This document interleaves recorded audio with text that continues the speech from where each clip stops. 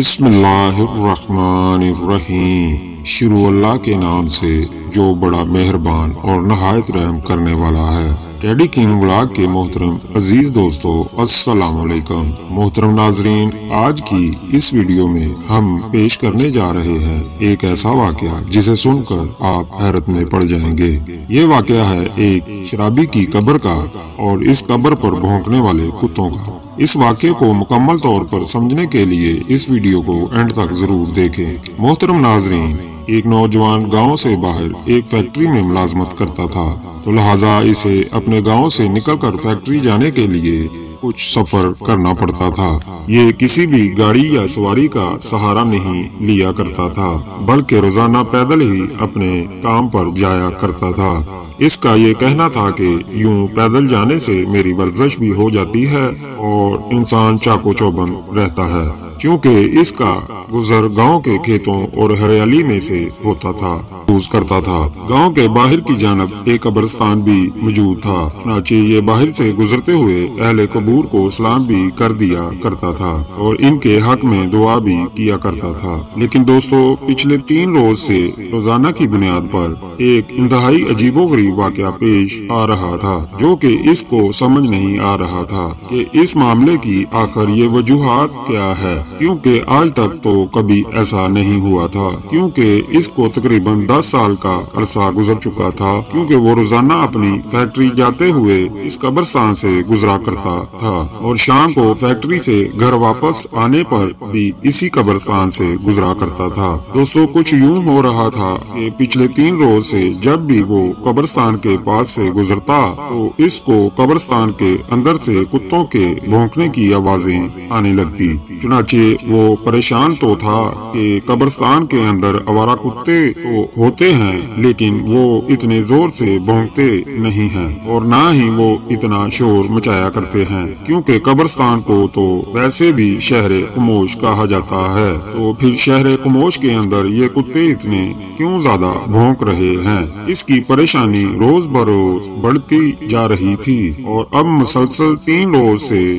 मुसलसल 3 दिन गुजर चुके थे। चुनांचे इस नौजवान ने ये फैसला किया कि इस कब्रिस्तान में दाखिल होगा और देखेगा कि आखिर किस जगह पर ये कुत्ते भौंक रहे हैं और आखिर मसला क्या है। एक दिन जब वो कब्रिस्तान के बाहर से गुजर रहा था तो मामूल के मुताबिक कुत्ते भौंकने लगे। तो जैसे ही वो शख्स कब्रिस्तान के अंदर दाखिल हुआ तो इसने देखा कि 4 रोज पहले जिस शख्स को यहाँ दफनाया गया था, इसकी कब्र पर खड़े होकर कुत्तों का एक ग्रोह भौंक रहा है। वो बड़ा परेशान हुआ और वो ये जानना चाहता था कि 4 दिन पहले ही तो इस शख्स को यहाँ दफन किया गया था, तो ऐसा क्या मामला पेश आ गया कि कुत्ते इसकी कब्र पर खड़े होकर भौंक रहे हैं। इसने ये फैसला किया कि आज शाम गांव जाकर बुजुर्गों की पंचायत में इस हवाले से बात करेगा और इन बुजुर्गों से बात करेगा।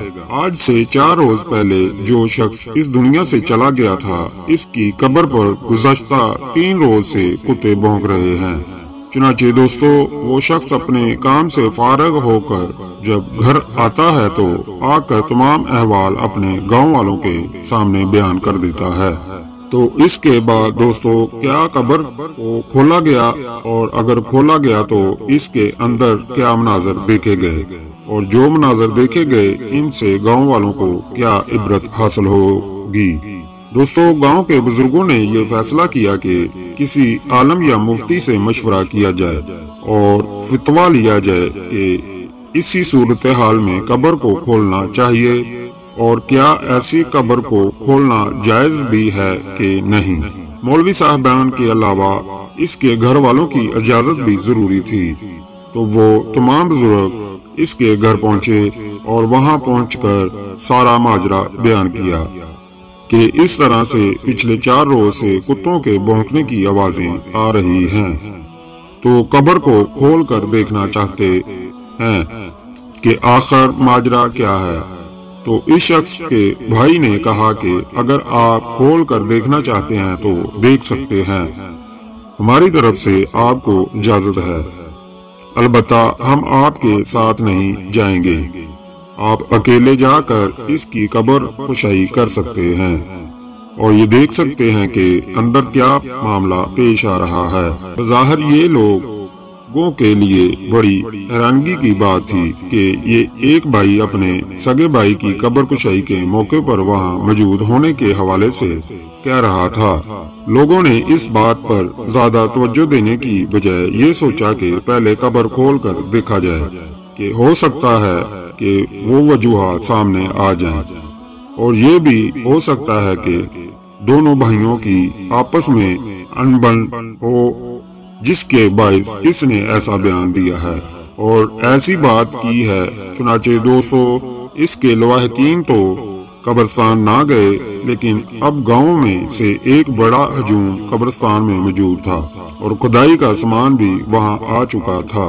لہٰذا یہ فیصلہ کیا گیا کہ اب قبر کشائی کی جائے۔ اس قبر کے کھولنے کا کام شروع کیا گیا تو وہ کتے جو گزشتہ 3 روز سے اس قبر پر کھڑے ہو کر بھونک رہے تھے وہ بھی ارد گرد موجود تھے اور مسلسل آس پاس منڈلاتے رہے۔ جیسے ہی قبر کو کھولا گیا، ایسا حیران کن اور دہشت ناک منظر سامنے آیا کہ جس نے سب کے ہوش اڑا دیے۔ جب اس قبر سے مٹی ہٹائی گئی اور مٹی کے نیچے سے پتھر ہٹائے گئے تو دیکھا کہ اس قبر کے مردے کو سور کھا رہے ہیں، یعنی اس مردے کے جسم کو ایسے جانور کھا رہے ہیں جن کا دین اسلام نے نام لینا بھی جائز نہیں ہے۔ تو یہ مناظر دیکھ کر وہاں پر موجود تمام لوگوں کی چیخیں نکل گئی اور لوگ فوراً اپنے گھروں کو واپس بھاگے۔ چنانچہ لوگوں نے اسی بات میں عافیت جانی کہ اس کی قبر کو جتنی جلدی ہو سکے بند کر دیا جائے، لیکن سوال یہ تھا کہ اس شخص نے ایسا کیا گناہ کیا تھا کہ اس کو ایسے قبر میں سزا دی جا رہی تھی۔ اب دوبارہ اہل علاقہ اور اہل گاؤں اکٹھے ہو کر اس شخص کے گھر پر دوبارہ گئے، دستک دی اور سوال کیا کہ تمہارے بھائی نے آخر ایسا کیا کیا تھا کہ جس کے باعث اس پر اتنا سخت عذاب نازل ہوا ہے کہ اس کے مرنے کے بعد صرف 3 دن کے اندر ہی اسے سور کھا رہے ہیں اور اس کی قبر پر کتے کھڑے ہو کر بھونک رہے ہیں۔ تو وہ شخص کہنے لگا کہ میں جانتا تھا کہ آپ کی آنکھوں کے آگے ایسا ہی کوئی منظر آئے گا، اس لیے میں نے آپ کے ساتھ جانے سے انکار کر دیا تھا کیونکہ میں اس کی وجہ جانتا ہوں۔ لوگوں نے سوال کیا کہ بتاؤ آخر اس کی وجہ کیا ہے؟ تو اس نے کہا کہ میرا بھائی کوئی شریف آدمی نہیں تھا، وہ دراصل ایک شرابی آدمی تھا جس کے سارا دن شراب کے نشے میں دھت رہتا تھا۔ نہ اسے گھر کی پرواہ تھی اور نہ گھر والوں کی پرواہ تھی۔ اس کی زندگی کا مقصد صرف اور صرف عیاشی کرنا تھا اور وہ شراب پی کر اپنے رشتوں کے تقدس کو پامال کرتا تھا، یہاں تک کہ وہ اپنی ماں کو گالیاں دیتا تھا اور میرے باپ کو مارتا تھا۔ جب کبھی اسے نشہ خریدنے کے پیسے نہ ملتے تو وہ اپنی بہن کو بیچنے کے لیے بازار تک جایا کرتا تھا۔ یہ وہ اس کا گناہ تھا کہ جس کی وجہ سے آج وہ قبر سے اتنا سخت عذاب میں مبتلا ہے اور ہم جانتے ہیں کہ اس کا انجام یہی ہونے والا ہے۔ تو دوستو، آج کی اس موقع کے بعد آپ کو اس بات کا اطلاق ہو چکا ہوگا کہ شراب نوشی اور دیگر نشے کتنے برے ہیں کہ انسان اگر دنیا میں اس طرح سے کرتا ہے تو مرنے کے بعد اسے کتنے سخت عذاب میں مبتلا ہونا پڑے گا۔ اس واقعے سے ہمیں پتہ چلتا ہے کہ دین اسلام نے شراب نوشی کو کیوں حرام قرار دیا ہے اور کیوں اس سے اتنا دور رہنے کا حکم دیا ہے۔ اسلام میں کہا گیا ہے کہ جو شخص حالت نشہ میں وہ 40 روز تک اس کی نماز قبول نہیں ہوتی۔ تو اس سے اندازہ لگا لیجئے کہ یہ نشہ کس قدر مہلک ہے۔ اللہ تعالی ہم سب کو اس نشے سے اور اپنی ناراضگی سے اور قبر کے عذاب سے اپنی پناہ میں رکھے اور ہمیشہ ہم پر اپنی رحمتوں کا سایہ برقرار رکھے۔ آمین ثم آمین۔